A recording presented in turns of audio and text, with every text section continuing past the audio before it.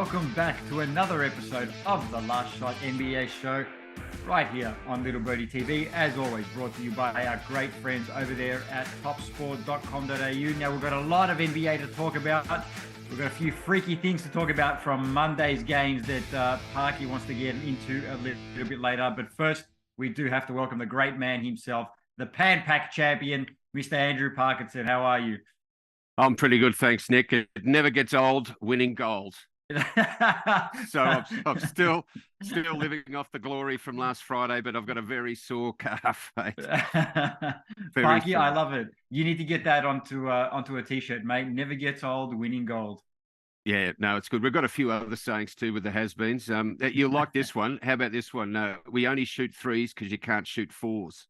Is it that who said? Was it that Antoine Walker that said that? Did he? Are we stealing it? I figured we weren't the ones that. Yeah. Is that one of his? Is it? Yeah, I think that because I think one year they asked him why are you shooting so many threes, and he said because I can't shoot any fours or something along those lines. I like that one. That's a good one. We've used that one a little bit.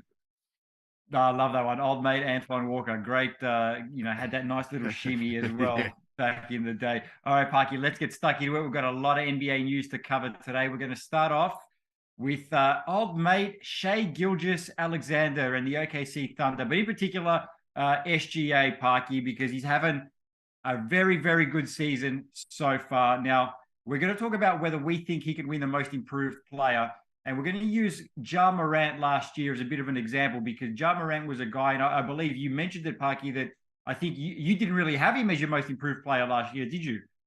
No. I just felt, look, he did increase his three-point percentage. And, yeah, he did have a great year.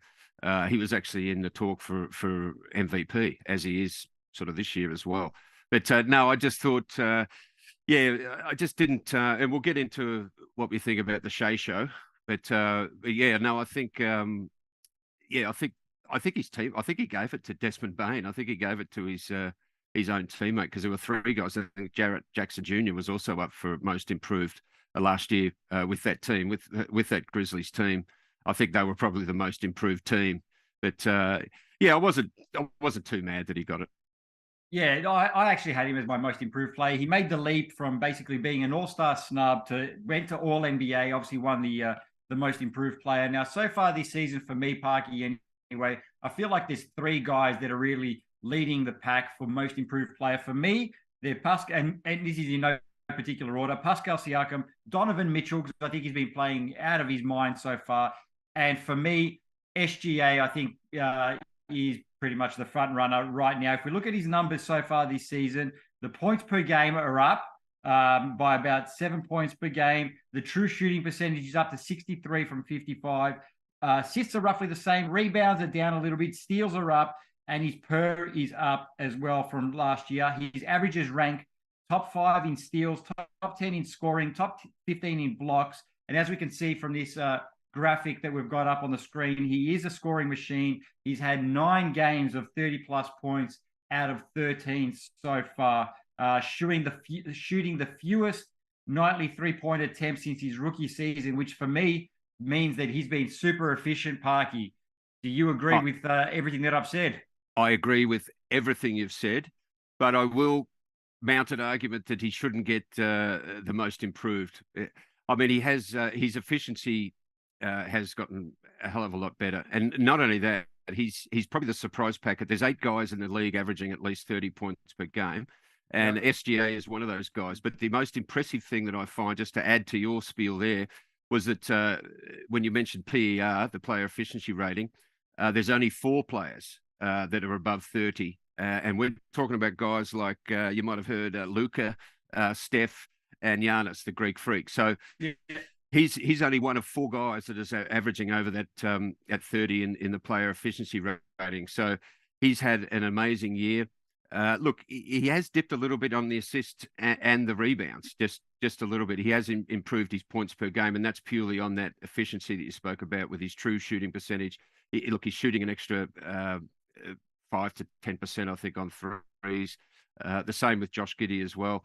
So, look, he's having an amazing year, and I assume that he can sort of maintain this, but I'd like to go back to his first ever year. This is his 5th year for this young fella, and I think he had a case after his first year winning the most improved because he increased. I think he played for the Clippers in his first year. He averaged about 10 points, and then he came to OKC and averaged 19. So I think for me that's a bigger jump. I think I know it's not a retrospective award, but I guess when you look at his stats over his 5-year or just over 4-year career, I would say that he probably deserved it after that first year. You make a valid point there, Parky, and I do want to ask you this as well. Based on how you sort of felt about Ja last year, where I know you just said you're not mad at him winning it, but you probably felt that there was someone more deserving, I guess. Do you kind of feel that that way about SGA this year as well? Yeah, look, the most improved for me, it's more a player that hasn't broken in, I guess, to being an elite player. To me, SGA is sort of already in that mold. I mean, he averaged nearly 25 points a game last season. So, look, he is averaging 31.5 points per game currently, which is amazing. It puts him 5th or 6th in the league, I think, around that mark. So yeah, I just think it's sort of more for those breakthrough players that perhaps coming off the bench, limited time, they get a bit more court time, their efficiency goes up. But in saying that, I would not be mad if they gave it to SGA. Look, the way he's been playing, Parky, the Thunder are trying to lose games. They're trying to lose games because they want to get old mate Wemby in the draft next year. The way he's been playing is going to make it pretty hard for them to tank as many games as they'd like this season. True, but let's not forget, they've kind of got a poor man's Vic Wembanyama, if I said that right. Well, let's just call him Vic, but for now, with Chet Holmgren. Let's not forget that that kid should have been playing right now with this Thunder team. So, I mean, they're playing amazingly well. Look, they nearly beat the Celtics yesterday. They had a great win, of course, on Monday that we've already touched on the Monday show, where our man Josh Giddey had that triple-double, only the second player besides Wilt Chamberlain in his first 2 games to have a triple-double at Madison Square Garden. So, yeah, that's been an amazing year for the OKC, and it could have even been better if they'd had Chet Holmgren playing with them. Yeah, they've really set, they've got the really good foundation pieces set there as far as SGA, Chet, and obviously Giddey. So you can see that the Thunder are really building towards something there. If by some miracle they end up getting Wemby next year, geez, the league's going to be in trouble for the next decade or so. That's for sure. All right, Parky, we're going to move on. We're going to talk about my favorite player of all time that's not named Michael Jordan, and that is Carmelo Anthony. I'm sure I've mentioned it on the show many times that he is my favorite player, but he's currently not in the league right now. Last year played for the Los Angeles Lakers, as we know. Now, there's a team that I want to ask you about, Parky, and that's the Phoenix Suns, because I look at the Phoenix Suns right now. No Jay Crowder, obviously, because he's asked for a trade and they're trying to sort of facilitate that and get him out of there. Now we've got the injury to Cam Johnson as well. Tore his meniscus. So he's going to be out for, no specified time. They haven't said when he'll be back, but he should be out for a while. And I look at the Phoenix Suns, Parky, and I look at Carmelo Anthony and I say, you know what? Maybe the Suns could use Carmelo Anthony right now. He wouldn't cost much, right? Because he played on a vet's minimum last year. He's made his money. It's not about the money for Carmelo right now. I think the upside would be high, especially when they're down so many swingmen or small forwards right now. Yes, well, we're talking about a guy who's 38 and a half years old. So, look, I'm not sure if he would have made the starting 5 of the has-beens in the Pan Pacs Masters in the over 35. That's harsh, Parky. We played over 35s, and look, Carmelo qualifies. I think he would have been handy off the bench, maybe to back up a Sam McKinnon or a Mark Worthington. But as far as the NBA, mate, look, I'm not a fan. I think Carmelo should just put his feet up and enjoy watching the NBA because, look, I really don't think he offers much at the defensive end at all.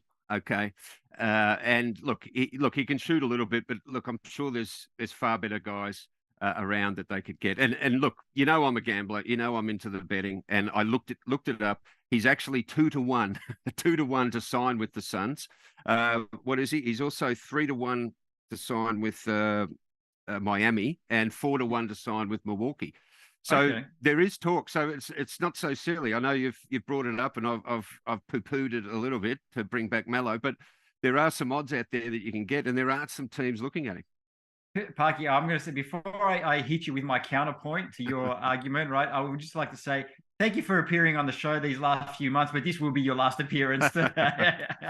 because I dogged your boy Melo. That's it. This is the last we've seen of Parky for the season. But look, Parky, in all seriousness, you know, you do mention, look, the defensive side of things, I get it. You know, he's never been that great on that side of the ball. I think he has been a little bit underrated. I don't think he's as bad as what people do make it out. But as far as the offensive side of things, I mean, you know, he averaged 13.3 points last season, and over his last 2 seasons, he's averaged 39% from 3-point range. So he can come in and contribute. He had some pretty big nights with the Lakers. So he does add that immediate scoring punch.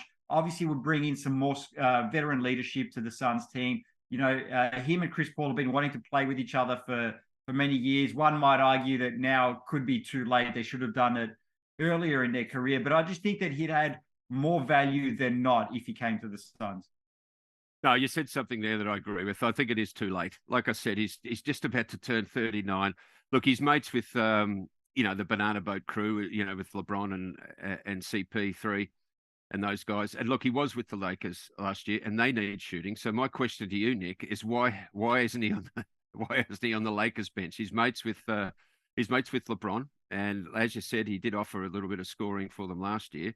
So the fact that the Lakers haven't got him on the team, I think that might indicate my feelings towards whether he should be picked up or not. I'm going to hit you with another counterpoint and say he saw what kind of a shit show that was at the Lakers. Well, and fair enough. At least if he goes to the Suns, he'd have a chance of capturing that first ring. And look, we'd all love him.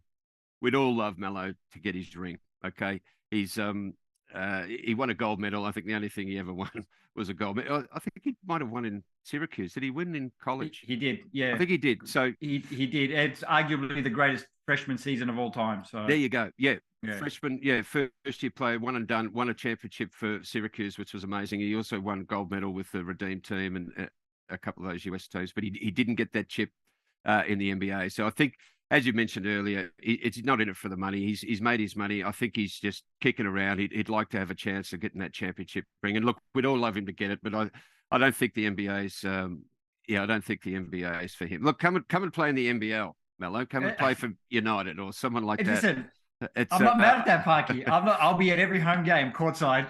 Yeah, look, if he was 28, take 10. Even if he was 33, take 5 years off. I would probably be a bit more, a bit more behind this move. But no, I think it's I don't think he's going to really help an NBA team too much. All right, Parky, we are going to have to agree to disagree on that one. on my last show. Yeah. On my last show, we'll have to agree to disagree. All right, Parky, we're going to move on to the next topic we want to talk about. And this is something that you mentioned a little bit earlier in today's show. You mentioned that 8 players so far averaging above 30 points per game. Now, we're going to put up a graphic here on the screen. Now, we've got Luka Doncic, Steph Curry, Joel Embiid, Jason Tatum, Donovan Mitchell, SGA, Giannis, Kevin Durant, and then obviously Ja Morant is just under that 30-point mark. So those first 8 players there, Parky, all averaging above 30 points per game. Curry are doing it above 50% shooting from the field. Tatum as well doing it, and Embiid above 50% from the field, and Giannis. My question to you is, Parky, out of all those players there, and when you look at those numbers, who's impressed you most so far? Well, we've already spoken about one of those guys already on the show, and that's Shea, the Shea Show, as we're going to be calling it now, I think, for this year. So, well, look, we've already touched on him. He's just doing amazing. As I mentioned, his player efficiency rating, his per is one of top. There's only 4 players in the league, and we're talking about it being Luka, Steph, and the Greek Freak. So he's in that sort of mode. But look, we've already discussed him. But the other guy that stands out to me is Spider Mitchell, Donovan Mitchell. I mean, he's just been amazing. I think he missed yesterday's game with the Cavs. No, he missed the game before that when Garland had his 51 points. And look, they're a great little combination there. But Donovan Mitchell for me.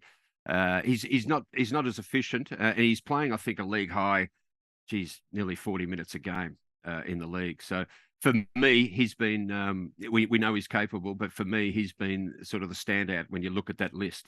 That name as well as SGA really jumped out at me. Yeah, I like that, Parky. I'm just looking at the numbers right here now as well, and I've said it before. I'll say it again. And there's a lot of guys doing some great work in the NBA this year. Obviously, Steph Curry averaging 32.8 points. Doncic, 34.3. I'm going to go, surprise, surprise, with Giannis here, all right? Because Giannis is playing the least amount of minutes out of everyone in that top 8 of scorers. So he's playing 32.6 minutes per game, putting up 31.3 points in those 32 minutes. He's doing it on 52% shooting. He's throwing in 12.9 rebounds. Per game. Sorry, I'm reading the wrong thing there. 11.8 rebounds and 5.2 assists. I just think he has been super. If you're talking efficiency in 31, 32 minutes per game to be putting up those numbers, I think is absolutely incredible. Oh, he is. He's been absolutely amazing this season so far. And I think the first ever show we did, he was my pick for MVP, and he's actually firmed up in the odds. I think we're going to cover those maybe Friday or next week, and we'll have a look at those odds. But basically, it's looking like a bit of a 2-man race for MVP with Luka and Giannis at the top of that. And look, Tatum's having a great year as well. But yeah, no, as far as Giannis goes, he's set such a high standard, but yeah, he's having an amazing year. And when you look at the scoring and the efficiency, as you said, to do it in that short period of time. And that's what's impressed me with Embiid as well, who was also, I was pretty high on for MVP. And when you think of the game he had the other day with 59 points, Embiid did that in 36 minutes. So, yeah, you got these guys like Giannis and Embiid that are doing amazing things. And they're just, the efficiency across the whole league has been amazing so far this season. I mean, we're only about,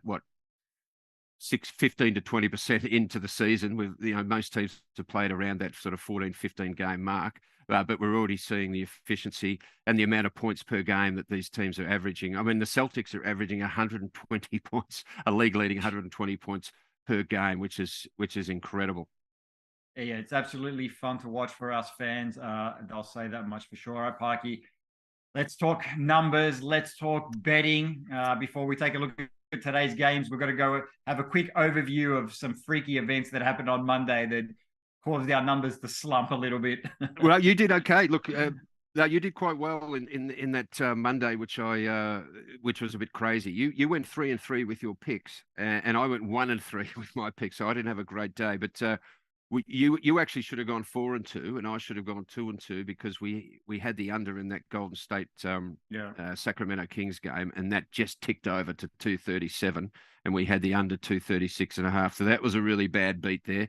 And also we've mentioned about Embiid's 59-point game. Well, that's what was needed to beat. We picked the Jazz in that game, and I'm pretty sure without Embiid putting on that all-time sort of greatest performance, I'd say, we would have got that bet as well. And not only that, on Monday, we picked the Nets to beat the Lakers. And what happened? No LeBron. And the Lakers did the job. AD had a game out for the ages. What did he have? 37 and 17 or something ridiculous. Yeah, so anyway, we've always got excuses when we make our bad picks. But look, we're still way above 500. You're at 30, 28 and 1. Which is about 52%, and I'm currently at 17, 13 and 1, which is about 56%. So, yeah, we're still going okay, but it was not a great day for us Monday. Hopefully we can pick it up today.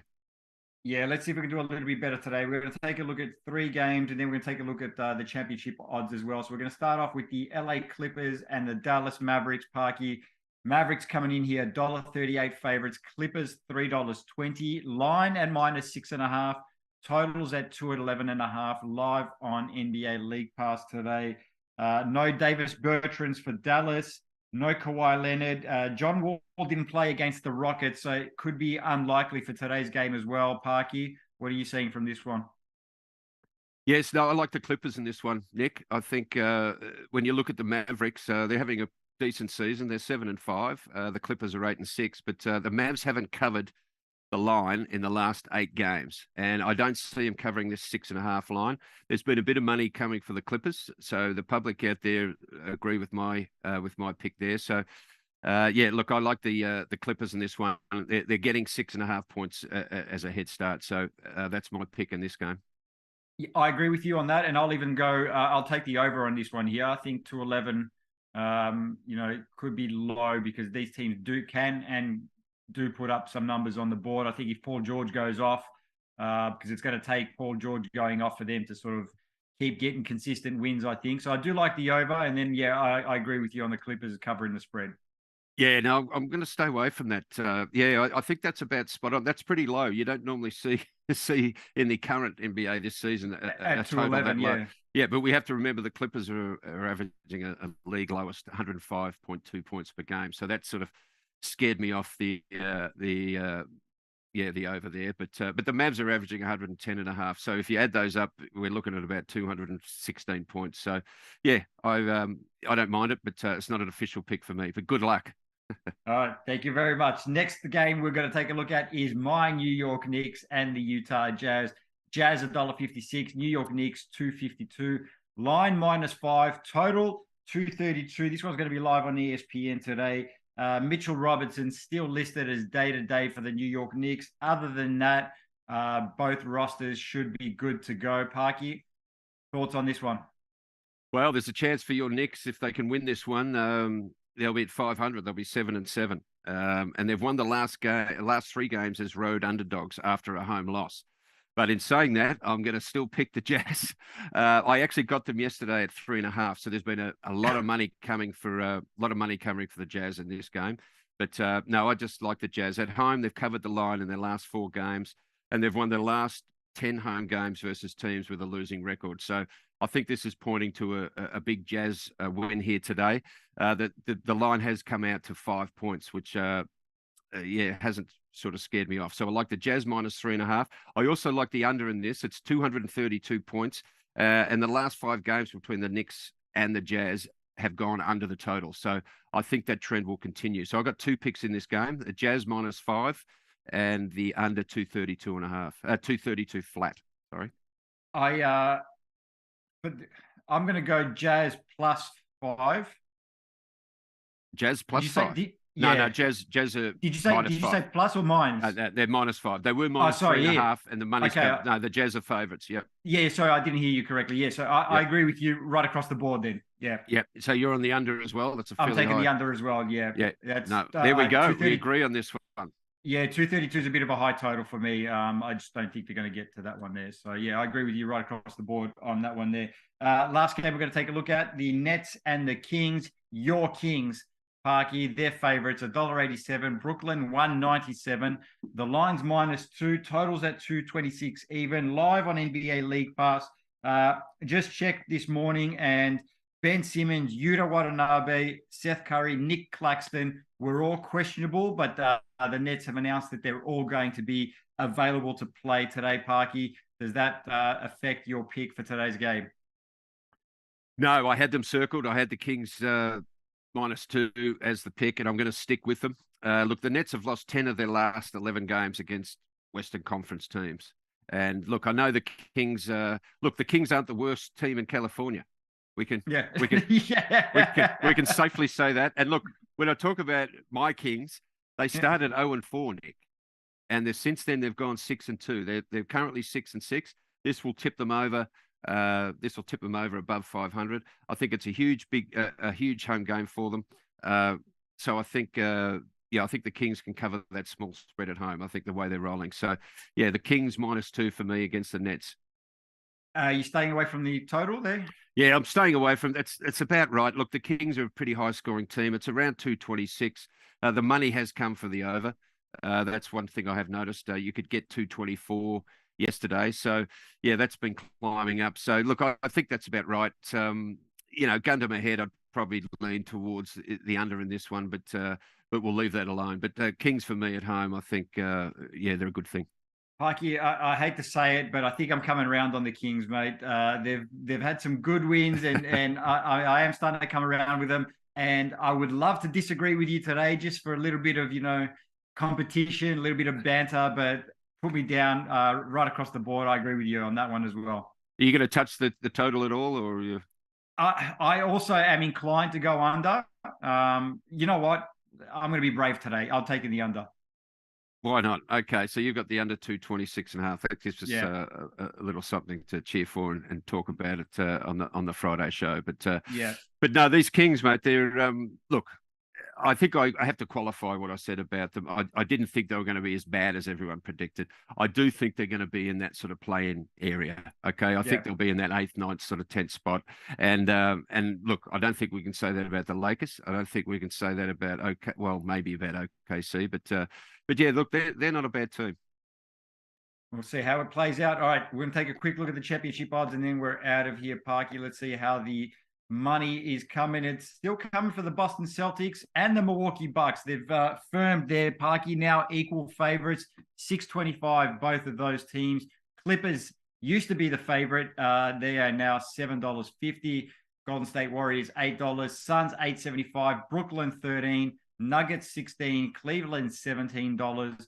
And then we go down the line. But honestly, I don't think anyone that's going to be past those teams is really going to come in and win it. Parky, do you still agree with that? Yes, no, I do. I think that's about right. I'm a little surprised the Golden State Warriors haven't drifted a little bit more than they have, but I guess everyone knows that it's still very early in the season, and with their depth, they're going to, they'll end up okay. The Nets, for me, at $13, I think that's far too short. I'd be happy to lay off on that if anyone wants to have a piece of that $13. I guess there's always a chance they can make a big trade and maybe get some value for Kyrie or someone else like that. But yeah, I just think that's a bit of a joke there. But finally, the Lakers are out to the price that we quoted people at the start of the season. I think they're out to about $58. That could, that could be 100 to 1, 200 to 1, and I don't think I'd take it. But there is a chance, and this is what we love about the NBA. These teams can make a move that can obviously, change these odds. But currently, it's looking like it's the champion's going to come out of the East. It's either going to be the Bucks or the Celtics. It's looking that way, Parky. And if the Bucks happen to add Carmelo Anthony, then I'm pretty sure. Oh, please get away, get off. That's look. They will firm. They will firm as championship favourites. I'm not a Melo hater, mate. But look, it's time for him to put his feet up. It's time for him to start playing Masters basketball. Okay, he's only a year away from being able to play in the over 40s in Masters. So I think that's where he should be looking. And look, you don't play defense in the Masters. Okay, well I don't anyway. Well, I didn't for my career. In fact, that's how I pulled my calf. That's how I did my calf muscle. Playing defense. It was a gold medal game, and here I was thinking, hey, I'm going to play some defense. And I ripped my calf. So that'll be the last time I played defense in my career. And it's fair to say that Melo has played his last defense in his career probably about 3 years ago, I'd say. So sorry to bag your boy so badly today, mate. But I just don't think he's going to be a good pickup currently now in 2022. I'm sorry. All right, Parky, thank you for joining us for the last 6 months. Anyway, all right, Parky, we're going to get out of here. We're going to go off and enjoy these NBA games today. We will catch you again on Friday, despite my jokes today. Look forward to it. And let's see if someone does pick up Melo and I will be eating my words. Absolutely, you will be. All right, guys, this has been another episode of The Last Shot NBA show right here on Little Birdie TV, brought to you by our great mates at topsport.com.au. We'll see you guys Friday morning.